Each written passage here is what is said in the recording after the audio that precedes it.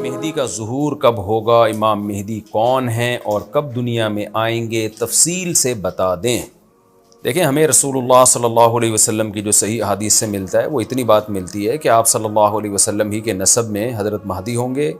ان کا نام آپ صلی اللہ علیہ وسلم کے نام جیسا ہوگا، قریش میں سے ہوں گے، اور جس دور میں آئیں گے وہ حضرت عیسیٰ علیہ السلام بھی انہی کے بعد فوراً نازل ہوں گے، اس دجال بھی اسی وقت ظاہر ہوگا۔ یہ تینوں چیزیں ایک ہی وقت پہ ہوں گی، دجال، حضرت عیسیٰ علیہ السلام اور حضرت مہدی۔ اور حضرت مہدی دمشق میں مسجد میں نماز کے لیے کھڑے ہوں گے کہ اچانک حضرت عیسیٰ علیہ السلام فرشتوں کے کندھوں پہ ہاتھ رکھ کے دمشق کے مینار پہ اتریں گے، پھر وہاں سے سیڑھیوں سے نیچے آئیں گے کیونکہ دارالاسباب میں داخل ہو چکے ہیں۔ حضرت مہدی ان سے کہیں گے کہ آپ نماز پڑھائیں، وہ انکار کریں گے۔ حضرت مہدی کی اقتداء میں حضرت عیسیٰ علیہ السلام نماز پڑھیں گے اور پھر دونوں کی اقتداء میں جہاد ہوگا۔ تو مجاہدین کے امام ہوں گے حضرت مہدی۔ اتنی بات ہمیں معلوم ہوتی ہے، چند باتیں اور ہیں روایات میں جو ملتی ہیں۔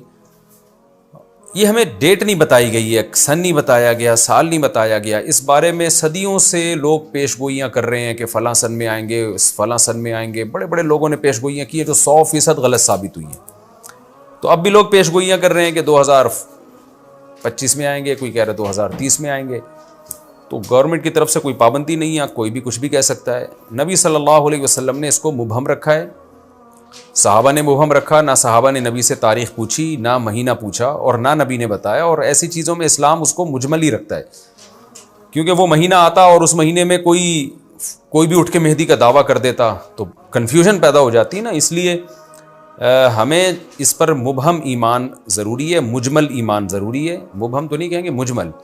مجمل کا مطلب تفصیل ہمیں معلوم نہیں ہے، بس ہمیں پتہ ہے کہ ایک وقت آنے والا ہے قرب قیامت میں کہ حدیث میں آتا ہے خراسان سے ایک لشکر اٹھے گا اور اللہ اس کو فتح عطا فرمائیں گے۔ حدیث میں آتا ہے کہ مجاہدین لڑیں گے اور اتنی بڑی جنگ ہوگی کہ آپ صلی اللہ علیہ وسلم نے فرمایا کہ 1/3 مجاہدین اس میں جو لڑنے والے ہوں گے وہ شہید ہو جائیں گے، جو اس وقت کے سب سے افضل ترین شہداء ہوں گے، اور 1/3 مجاہدین وہ ہوں گے جو لڑائی کی شدت اور سختی کی وجہ سے میدان چھوڑ کے بھاگ جائیں گے۔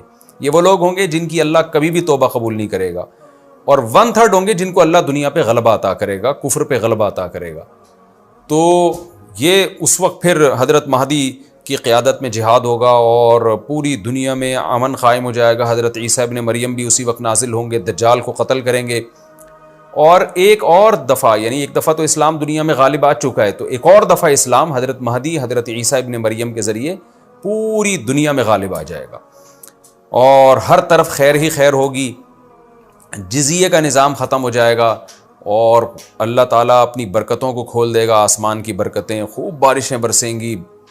ایک روایت میں آتا ہے، ترمذی کی روایت ہے، اتنے بڑے بڑے انار پیدا ہوں گے کہ اس کے چھلکے کو لوگ سائبان کے طور پہ استعمال کریں گے۔ ایک ایک انگور کا دانہ کئی لوگ نچوڑ کے پئیں گے، یعنی برکتیں اللہ کی طرف سے ایسی کھل جائیں گی، تو پوری دنیا میں امن ہوگا۔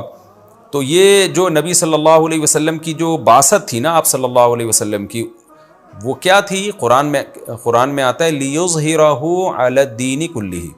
آپ صلی اللہ علیہ وسلم کو دنیا میں اس لیے بھیجا گیا تاکہ آپ دین کو پوری دنیا میں غالب کر دیں۔ تو ایک دفعہ تو یہ بنو امیہ کے دور میں، اور بنو عباس، اور پھر خلافت عثمانیہ، یہ جو مسلمانوں کی خلافتیں چلی ہیں، تو بنو امیہ اور بنو عباس کے دور میں تو اسلام پھیل گیا تھا۔ پوری دنیا، جتنی بھی مہذب دنیا تھی اس میں اسلام ہی اسلام تھا، یعنی اسلامی حکومت تھی۔ سب مسلمان نہیں تھے لیکن حکومت اسلامی تھی، سب مسلمانوں کے زیر سایہ تھے۔ تو اللہ تعالیٰ اب پوری دنیا میں کیفیت کے لحاظ سے، کمیت کے لحاظ سے، کوانٹٹی کوالٹی دونوں لحاظ سے اسلام کو دنیا میں غالب کرے گا۔ اس کے لیے اللہ نے حضرت مہدی اور حضرت عیسیٰ ابن مریم کا انتخاب کیا ہے۔ اتنا ہمارا ایمان ہے۔ اب کیا ہوتا ہے کہ ہر تھوڑے دن میں کوئی مہدی اٹھ کے دعویٰ شروع کر دیتا ہے، اور تو امام مہدی سب سے پہلی بات یہ مجاہد ہوں گے، بڑی اہم ترین بات یہ ہے، اور انہی کے دور میں حضرت عیسیٰ ابن مریم بھی نازل ہوں گے، تو اور دجال بھی ظاہر ہوگا۔ تو اس لیے یہ تینوں چیزیں ایک ساتھ ہیں، اس لیے ان کو پہچاننے میں اہل اسلام کو دشواری نہیں ہوگی۔ حضرت مہدی کو تو لوگ خود تلاش کریں گے، ان کی علامتوں میں سے یہ بھی ہے، وہ دعویٰ نہیں کریں گے، لوگ اہل اللہ، بزرگان دین، علماء ان کو خود تلاش کریں گے۔ آج لوگ خود دعویٰ کر رہے ہوتے ہیں حضرت مہدی ہیں، میں حضرت مہدی ہوں، تو وہ دعویٰ جو کرے گا اس کا مطلب وہ تو ہو ہی نہیں سکتا۔ تو اس لیے ہمیں اس ٹاپک کو ختم کر دینا چاہیے اس سینس میں کہ اس سینس میں ختم کر دینا چاہیے کہ جو دعوے کر رہے ہیں نا کہ کل آ رہے ہیں، پرسوں آ رہے ہیں، فلاں سن میں آ رہے ہیں، اس سینس میں اس ٹاپک کو ہمیں ختم کر دینا چاہیے. ہاں جتنا احادیث میں ہے اس کو بیان کرنا چاہیے. اور جو لوگ بھی خلاف سنت ہوتے ہیں وہ تو حضرت مہدی ہو ہی نہیں سکتے. آج تو مہدی ہونے کا دعویٰ ایسے ایسے پاگل فضول قسم کے لوگ کر رہے ہیں جو انسان ہونے کا دعویٰ کرنے سے پہلے ان کو سوچنا چاہیے کہ ہم انسان کے بچے بھی ہیں کہ نہیں. اچھا یہ بھی انہوں نے پوچھا ہے کہ کیا امام مہدی نبی ہوں گے؟ امام مہدی نبی ہوں گے یا صحابی؟ اس بارے میں وضاحت فرما دیں. نہ وہ نبی ہوں گے نہ صحابی ہوں گے، کیونکہ صحابی تو وہ ہوتے ہیں جنہوں نے اسی زندگی میں آپ صلی اللہ علیہ وسلم کو ایمان کی حالت میں دیکھا ہو. حضرت مہدی اور نبی کا زمانہ تو صدیوں کا فاصلہ ہے اس کے درمیان. تو نہ تو نبی ہوں گے نہ صحابی ہوں گے، نیک ہوں گے، بزرگ ہوں گے. بس مہدی کا معنی ہدایت یافتہ، سیدھے راستے پر ہوں گے.